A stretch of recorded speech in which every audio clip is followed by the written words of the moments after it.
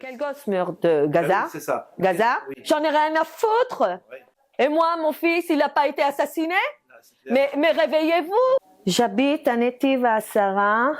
Et Netiv HaSara, c'est la frontière de Gaza, un demi-kilomètre de Gaza, où il y a eu le massacre. Et mon mari et mon fils ont été assassinés par des terroristes le 7 octobre 2023. 10 jours après l'assaut du commando du Hamas qui a tué 21 personnes au kibboutz de Netiv HaSara, implanté au nord-ouest du désert du Negev, une survivante a tenu à nous dire sa vérité. Les propos qu'elle tient sont durs à entendre, ses arguments partisans et son point de vue extrémiste. Mais ils reflètent le sentiment d'une partie de la population qui reste fidèle à Netanyahou, convaincue que l'élimination du Hamas est nécessaire, quel que soit le prix à payer par la population civile palestinienne prise en otage sous les bombes de Tsahal. Comme elle, les kibbutzim installés à la frontière sont nombreux à penser qu'ils seront là pour nous soutenir quand l'Europe et la France seront à leur tour attaquées. Mon fils a été assassiné le samedi matin à la plage de Zikim, qui est à un demi-kilomètre de Gaza, par un groupe de terroristes qui sont venus. Ils lui ont tiré 2 balles sur la tête, à lui et à ses 2 petits copains, un enfant et un garçon de 17 ans qui est parti faire du surf et pêcher.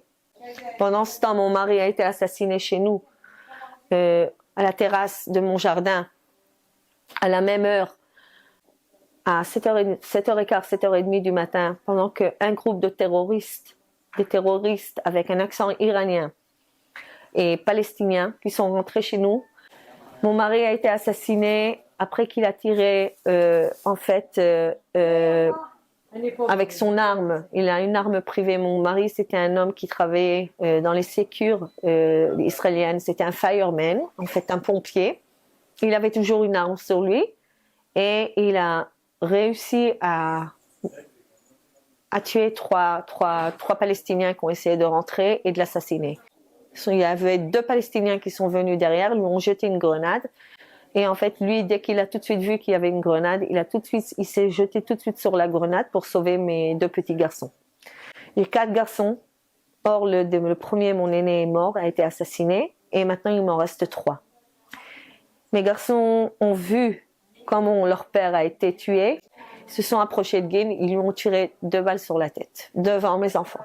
Encore sous le choc, les survivants de Netiv HaSara n'étaient pas tirés d'affaire après une nouvelle alerte à l'infiltration d'éléments dormants du Hamas. Le commandement du front intérieur a levé l'alerte pour les résidents du kibboutz le 24 octobre seulement, déclarant que l'incident avait été traité. Le traumatisme des habitants des villages frontaliers du district sud, lui, ne le sera pas avant longtemps. J'ouvre la porte et je vois le terroriste devant moi, avec une arme et une grenade.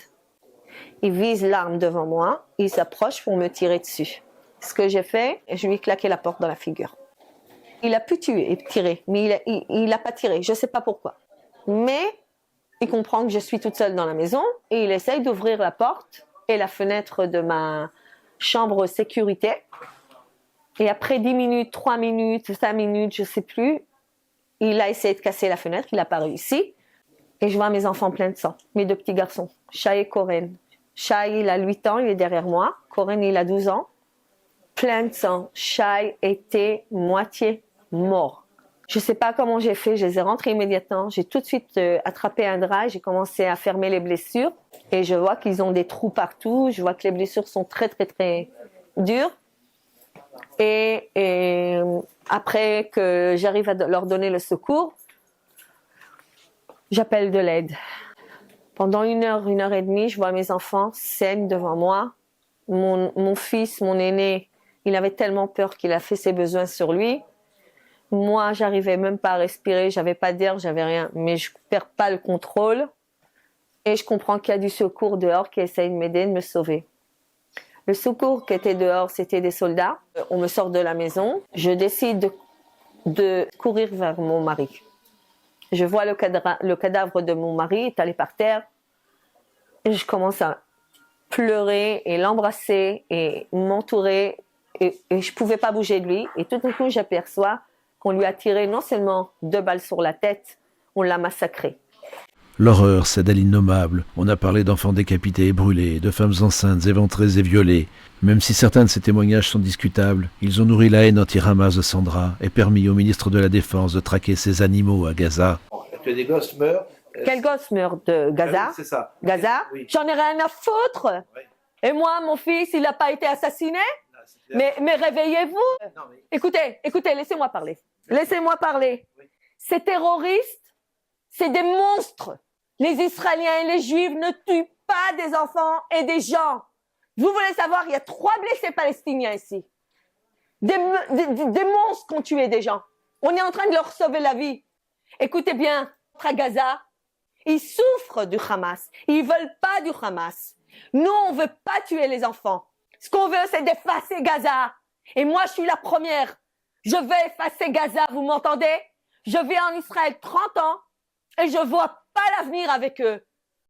Alors que le contre-espionnage israélien enquête activement sur l'accent perse de certains terroristes, Sandra dit avoir entendu des Iraniens et affirme que son ouvrier palestinien a renseigné le Hamas sur leur cible au kibbutz. À l'appui, elle évoque l'existence de plans d'assaut par quartier. Je veux que le monde comprenne que Gaza, c'est pas une zone de happy life. C'est une zone de terroristes. Il y a des Iraniens à Gaza. Ils rentrent par Égypte, ils ont des tunnels et comme ça, ils passent leurs armes, leurs terroristes et leur Coran. Et les Juifs, c'est des gens qui ont passé l'Holocauste. On peut pas venir et tuer des Israéliens. On peut pas venir tuer des enfants et des femmes. Vous savez quoi? Moi, j'avais un Palestinien chez moi qui travaillait pendant 20 ans. Il venait me faisait des peintures. Je lui donnais de l'argent, je lui donnais de l'aide. Attendez, et Khalil, il est venu au Hamas, il a donné tous les détails. Sabine, 4 enfants, lui couper la tête. Réveillez-vous, martèle Sandra, qui répète à l'envi, comme la droite israélienne, que la France sera la prochaine victime du Hamas et des islamistes. Allez, réveillez-vous. Vous, en France, c'est vous les prochains. C'est une question de temps que ça arrive chez vous. Ils veulent effacer l'Europe. Ils veulent effacer la France. Ils veulent prendre contrôle sur tout le monde. Moi, je crois que dans 10 ans, il y aura plus de Français. Et encore, c'est pas parce que j'aime pas les musulmans. J'ai rien contre les musulmans. C'est eux qui veulent pas de nous. Ils veulent pas de Français, ils veulent pas de catholiques, ils veulent pas de bouddhistes, ils veulent pas de juifs, ils veulent personne autour d'eux. Ils veulent l'islam kitsoni radical. C'est leur Bible. Comme ça, ils ont été éduqués. Vous savez, un enfant de 2 ans à Gaza, ce qu'il fait, il apprend à tenir une arme dans la main pour tuer. Un enfant de 2 ans en Israël, il apprend à lire et à écrire et à marcher. Vous voyez la différence? On peut se réunir tout le monde et les effacer. On a passé le stage. Mais je vous souhaite d'être courageux. Réveillez-vous. Dieu nous en préserve. Vous enregistrez? Vous êtes les prochains. Où? Ou à Paris ou en Allemagne.